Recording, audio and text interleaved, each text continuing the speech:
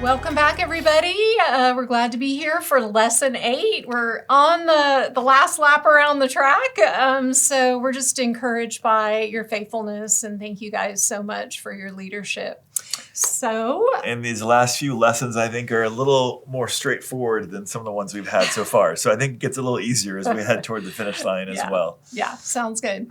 So we were just looking at the packet lesson this week, and we thought maybe a different way to start might be to actually begin with the interpretation question number 1, because it is sort of a synthesis question. Again, we've been beating that drum a little bit, but where are we in the letter, and what's the topic at hand? So yeah, this question says, what is the big idea of chapters 11 through 14? And then how does chapter 12 and chapter 14 kind of fit into it? Just as a quick reminder, next week we'll be circling back to chapter 13 about love. Again, this is the section where he's dealing with disorder in the church gathering, calling them to order, and to not bringing in the pagan practices that they may have been used to in their former life.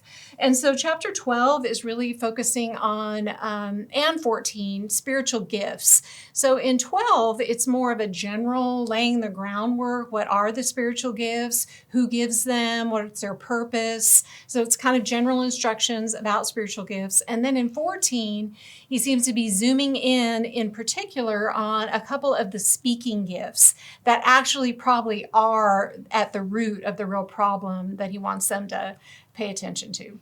And as a reminder, in chapter 11, thinking about the gathered service, we talked about head coverings last week. We talked about kind of the Lord's Supper, communion as well. But one of the things that we talked about too, just thinking through, kind of chapters 11 and 14 are kind of a tight section, but really, as we've kind of jumped into all of these sections to start with now concerning, Paul's always referring back to a particular topic that they've written to him about, or a particular topic that he's responding to. And one of the things we were just talking is it feels on the outset, you think, oh, these are all random. Mm-hmm. But it's interesting kind of as he weaves and talks through these, how he weaves certain themes together. So if you think back all the way into chapters 9, 10, about sacrifice to idols and how do we handle our rights, and so much of it was him challenging them to consider what's for the common good. Well, I think you can do the same thing here with spiritual gifts, and so you're going to see a lot of these themes and kind of these threads kind of woven throughout all of these different topics that he's going to kind of help hold it together. Yeah. So that kind of sets the stage a little bit of just kind of where we are in the flow of the book, and kind of in terms of these 2 chapters that we're looking at. And so what we'd suggest is it helps you kind of get a sense of kind of, again, the flow and how to synthesize it. So as you jump in terms of observation, and you're having them look particularly at chapters 12 on the spread of pages 86, 87, I think kind of looking at what are the big ideas of the big themes here, a few things that will kind of jump out. I circled the word spirit or spiritual about 14 times. And so one of the big topics through here will be how do spiritual gifts relate to one's spirituality or one's maturity? Mm-hmm. And so particularly we're going to see that the Corinthians had a certain way of looking at the spiritual life, a certain way of even marking spiritual maturity. And Paul's going to try to deconstruct that and reconstruct a different view of that. Particularly, there was a series of tensions or even contrasts, maybe too strong, that you can kind of see Paul trying to balance throughout this section. And I think you can kind of see them in the observation that as he's talking about the body or the church, he's going to talk about that there's a variety of ways that God's working, but then there's a commonality of how he's working. There's a whole that he's looking at, but then he's also looking at parts. There's also going to be a sense in which he's going to talk about the spiritual gifts and the ways in which God is sovereign. But then he's also going to kind of open the door for the way that the believer who could yearn for certain gifts there might be a dynamic in the way that God distributes gifts based even on desire. And then lastly, you can kind of get this sense or this tension between the unity of the body, but then the diversity of the body. And so a lot of these kind of tensions that I think Paul is going to try to balance and hold in place that the Corinthians were often swinging to one extreme or the other. Yeah. So good. We were thinking this would be a good week also to just throw it out there. What are your interpretation questions? That could help even guide how you want to weave the rest of the conversation. We recognize that some people in our groups are brand new, and this is a heavy, deep end of the pool kind of book. And so by asking them, what are your questions, it will really invite them into the conversation. Yeah, and so then as we turn back over to interpretation, question number 2, again, kind of bringing in what's going on in the culture that may be informing why they're doing what they're doing. So, what are some of those beliefs and practices that he's trying to correct? Again, we just think that this is like their definition of who is spiritual is very external. It's what they're doing in the church service that may be ecstatic utterances or outward expressions, or almost the spectacle of the way they're expressing their spiritual gifts is how they're attributing spirituality or maturity. And so Paul is definitely trying to correct that.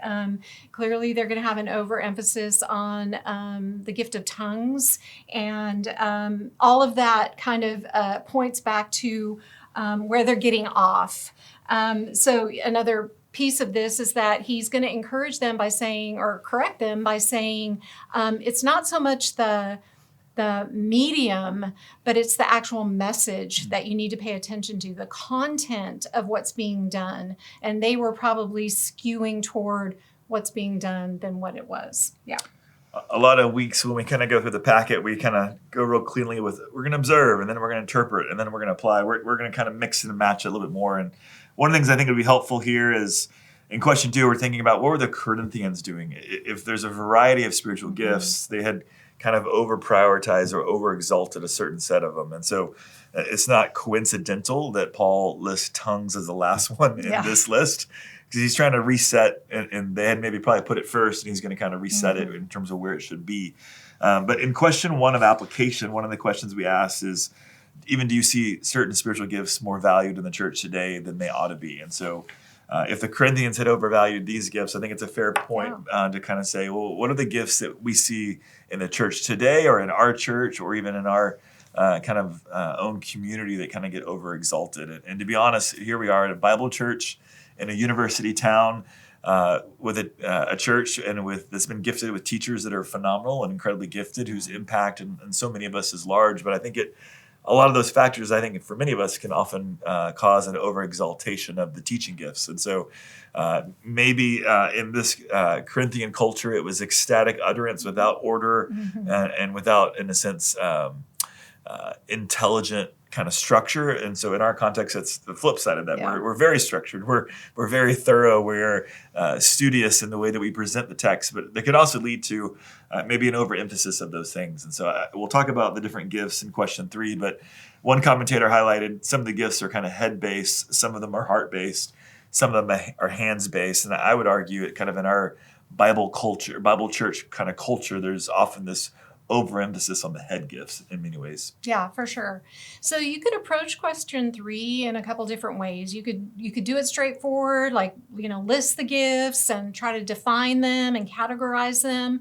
But one of the things we were thinking about doing or suggesting is that you could actually take a moment during your time and actually have your group take the spiritual gifts assessment. Even if they've done it before, they may have not done it in a while. And so over on the application question 2 is actually the URL for a gift survey that's on our website. And so we thought it might be really great if you wanted to take a moment in your group to do it, because then you get an instant report back of the gifting and kind of a score for each one of them. But then it gives a definition of most of these gifts that are in these lists. It feels like if you kind of walked it through just the way Paul's laying it out, which is great, but it could be a little dry and boring. And so our thought was, how do we make this not theoretical for people? Can we kind of get them in? And one of the things I love about our spiritual gifts test online is that the language and the questions, it's a long list of questions, so give some time for it. But it's just normal verbiage of just what are people's interests, what are their tendencies. And even if you don't have a definition of all the gifts and all the offices, it's just very easy for someone who's, maybe this is their first time thinking about spiritual gifts. The questions will be very easy to enter into, very easy to understand. You're not going to have to kind of package it. You're going to be able to kind of just let them walk into it. And like Carolyn said, then it'll give a definition. And I think it'll be easier to kind of get them to engage when they look at themselves of how am I gifted? And all of a sudden this has kind of some personal stake to it, Yeah. which I think can be good. So good. And it also has a few caveats when you get the results. It says that, no survey or test is the ultimate answer for anything. And it needs to be confirmed by the person's own experience in ministry, and then other people speaking into them and saying, yeah, you are, and confirming, saying, yeah, I see this gifting in you. So the test is really well written and helpful, we think. So what about these other two questions here, Trey? The purpose God gave, and then does everyone get one? Yeah, it seems that there was this overemphasis on the ecstatic utterance or tongues, and especially if it was without order or without interpretation. One thing that Paul's going to say in this section is that it was maybe just for their own enjoyment or their own sense of exaltation. And so what Paul's going to try to do is flip that to say there's a variety of gifts, and no matter the gift that's being employed, it's always for the edification of the church body. It's always meant to help one another grow into the image and maturity of Jesus Christ. And so he's going to, again, similarly like we did with the issue of rights, similar to what we did with head coverings, we're going to put it on what's for the betterment of the body as a whole. And so does everyone have a gift? I think so, yes. You see in 12:11, he talks about each one. So he's both talking about the whole, but he's also going to talk about each part.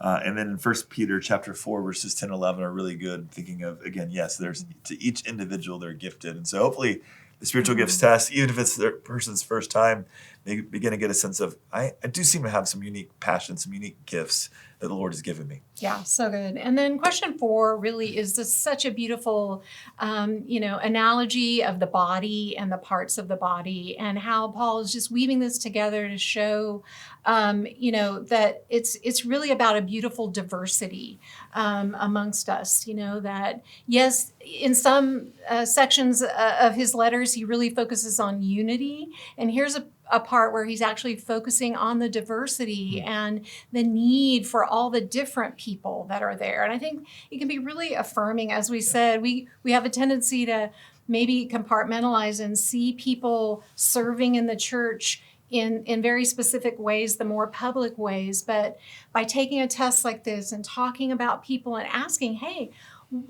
what is your experience using your gift? It really validates that all the parts are needed. A healthy, functioning church cannot be about just a few small amount of people. I love the analogy of the body. You get a sense of all the different body parts. I think it's very easy to think of it also as a sports team. That there's different gifts, different strengths, different abilities, but it's not the uniformity of everyone with the same set of abilities, but it's the diversity of gifts that give color and ultimately give the greatest sense of functionality of that body or that team as well. How did I know you were going to do a sports? I'm sorry. Can't resist it. Can't resist. All right. So as you think through question 5, Paul describes the proper use of tongues and prophecy in the church in chapter 14. One of the things that we would try to help highlight for you is that as he contrasts prophecy and tongues, ultimately, I don't think it's so much about prophecy versus tongues, but ultimately the result or kind of the way that they roll out. And so one of the reasons why he brings prophecy up so much and contrasting it with tongues was because they were utilizing tongues in a way that was without order. They had multiple people in the service doing it. They were doing it without interpretation, and they were often likely doing it even simultaneous, which was just chaos. Yeah. And so people didn't know who was speaking. They didn't know what it meant. And so it was more confusing than it was helpful. And so what he's trying to do, particularly with prophecy, is highlight that with the gift of prophecy, it's intelligible, it's understandable. The mind is able to grasp what's being said and therefore able to be edified and challenged by it. Typically, when we think about prophecy, even with an Old Testament background, where there's kind of 4 different kind of functions of a prophet that we see throughout the scriptures. One is the prophet could foretell future events. The second is the prophet could reveal mysteries that God had yet to reveal up until that point, but the prophet is bringing it forward. The third is kind of what we understand today, even modern day, with teaching. The prophet could espouse and explain and bring contextual and even applicable kind of conviction and challenge to a contemporary audience based off what had already been revealed, kind of what we think with preaching. Or fourth, it could be involving some sense of leadership and worship from the stage or up front in some way, similar to what he actually said in chapter 11 towards the women, that they were praying and prophesying, that it was in that sense that they were engaged in the live worship service. So what we would probably argue today is the idea of foretelling future events, the idea of revealing mysteries that God had yet not revealed is something that is probably closed. We don't expect prophets today to do those. We do expect prophets in today's sense. We don't necessarily call them prophets. We typically refer more to them as preachers that are the teachers and the explainers of the text, or worship leaders that are up front helping guide and lead us in terms of worship. So we see those today. Tongues we kind of believe to be particularly what was happening in the Corinthian was not just without interpretation, but it was at times unintelligible, gibberish. And what Paul is trying to do is make sure they understand the proper use of tongues was often, particularly it was the same word we get for language. It was particularly people speaking a language that they had not previously learned, which is why it was supernatural. And if they were doing it to an audience that didn't know that language, then it needed interpretation. Some, we'll look at chapter 13, verse 1, will refer to maybe this is human languages primarily, but it cracks the door open, Paul does in chapter 13, verse 1, to be it could have been angelic language as well. Whether it was a human language that someone hadn't learned or whether it was even angelic language, irrespective, it needed interpretation. It needed to be understood and explained to be actually edifying and helpful. Otherwise, it was just, in a sense, maybe on one end chaotic or another end entertainment. And so Paul's going to try to kind of redefine those because ultimately the purpose of those was not the self-exaltation or self-promotion of an individual, but it was meant to be the edification of the church at large, or even for the evangelization of visitors who didn't know Jesus that were coming into the gathered setting. Yeah, I love that. I think I read that, outsiders coming in would respond in one of two ways. They would say like, y'all are crazy, or wow, God must be in this place. So what we do in our gatherings not only affects believers, but unbelievers as well. And there's power in that. The last question kind of surfaces, especially with tongues and prophecy and some of these gifts. Are they were clearly active in 1 Corinthians, and let us remember, Paul's not saying don't practice tongues. He's saying if you're going to practice tongues, put it within this priority and put it within these regulations so that it's edifying and orderly. But the question becomes, is that still applicable today? Do we still have miracles today? Do we still have healings today? Do we still have believers speaking in tongues and languages that they had not learned, that they're speaking in a live setting? How do we answer that? Honestly, the evangelical church is kind of all over the map. There's one viewpoint that honestly the seminary that a lot of our staff come from espouses that would argue that those miraculous gifts have ceased. It's a position known as cessationalism, believing that those were for the early church, that now that the church has been founded, they're not necessary. Hebrews chapter 2, verses 3-4 kind of speaks to that those miracles, those miraculous effects were to validate the message that was new and the messenger that was bringing it. Now that the gospels have been established, now that the church has been established, the question becomes, are they necessary? And some would argue they're not.